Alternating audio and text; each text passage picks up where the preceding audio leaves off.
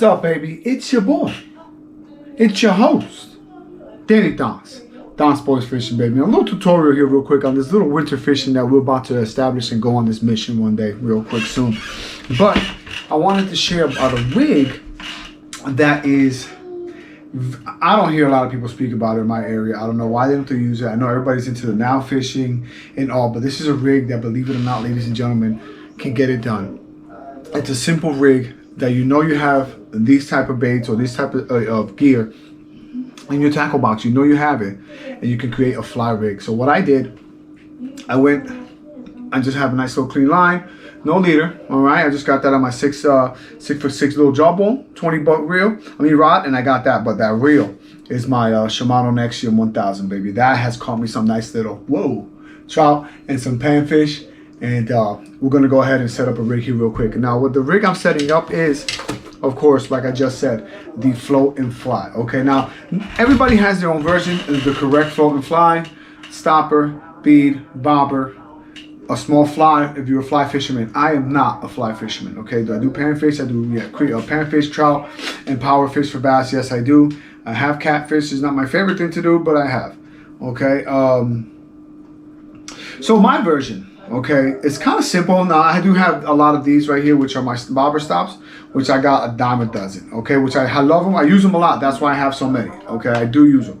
It's not that I have them there just, I utilize them a lot. Okay, and I actually throw them in the recycle because they almost like a rubber type material. So, long story short, I use so in this rig, I'm gonna use 2 of these. Okay, and there's 6 on this line, but long story short, I need 2. So if you have this, you have another color. No matter what, we need 2 of these. Okay, I can use these. I have other color ones, I have clear ones, but for now, for the rig, for the demonstration, we're gonna go ahead and use the black one. So, what I'm gonna start off is with 1. Okay, now this one I call the measure. This will be the,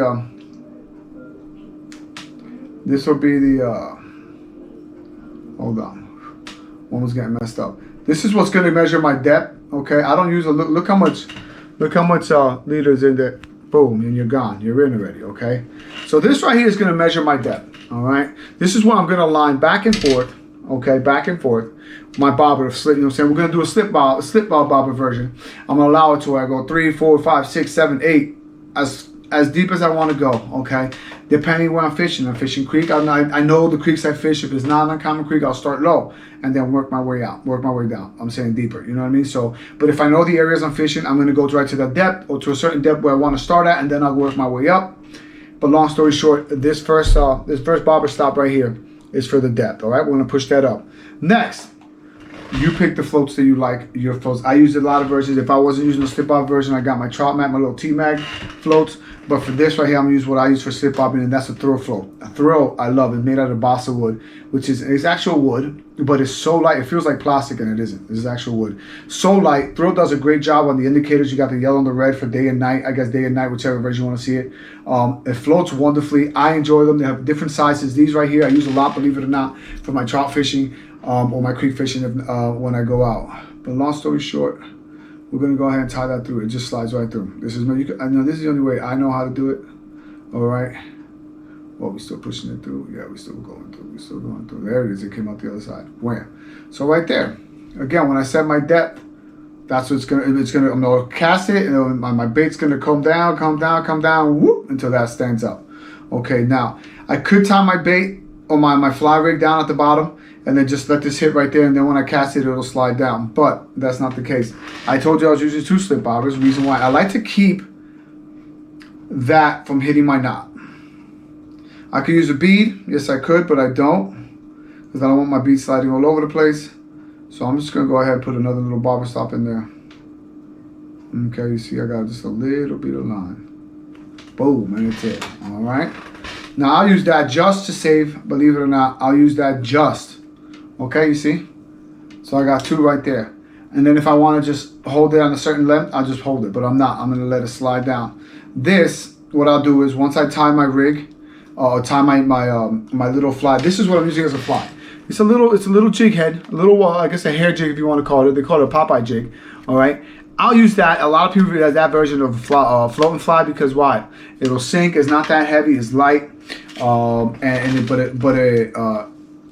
it gets the work done. It really does. So I'm gonna go ahead and grab one of these.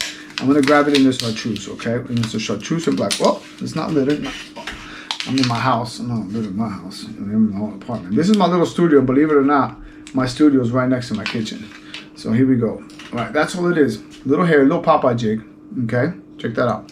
Little Popeye jig. Why? I guess because it has a little Popeye. But long story short, we're gonna go ahead and tie it. Now our favorite knot, I know my son likes to use it as well, is a uni knot. I'm sorry, but whoever is against it, whoever doesn't, hey man, I use all of them. Palomar knots, all that. Improved clinch knot, which is like a quick knot if you want to use. You want to get, you're in the middle of a quick tournament or something like that. Tie that real quick. We're gonna put on. Do it real quick. You're doing a lot of bait changes. Yeah, that's the rig to go to. Is 1, 2, 3, 4, 5, 6. I'll do about seven turns. Go ahead, cinch that. Boom. When that cinches, man, I don't care what you have. I set it up. I don't know how we do it, but I just do it. Make sure it's nice and cinched down. I set it up, ladies and gentlemen, to where, I'll show you my cutters too. Check that out. Check out those cutters. I set it up, ladies and gentlemen, to where when it snaps, if I ever get snagged or something like that, it'll snap right there. The reason why I'm getting rid of it right away, I got cats here. I don't want them to choke on that plastic. All right, so that's my rig right there, ladies and gentlemen. Check that out. Okay. You got the depth. This right here is for the depth. This stop right here, that's for the depth. Okay, that's gonna make us go down. This is the reason why. Now, I tied my rig. I'm gonna bring it down. That little stop right there, I'm gonna bring it down right to the knot. Why? So when it hits down, it's not gonna hit my knot. It's not gonna hit my knot. Saves my knot because the more the more it hits, it's gonna make that a lot less as strong as it was, and you can snap off on a nice big fish or something like that.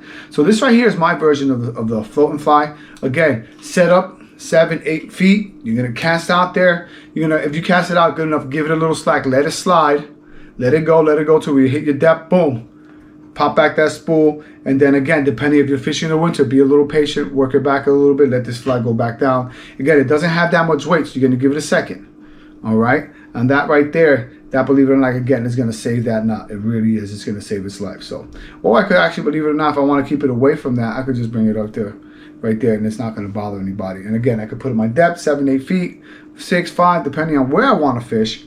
And I'll go ahead and you cast that and let that sit. You don't have to put no trailer or anything right now. These little jigs, these little type of baits, fish are going to go after. It's late December. It's early January, actually. Yeah, it was late December. It's early January. And again, fish, depending on what you're fishing. If I'm going to go and fish it for my trout, it's perfect.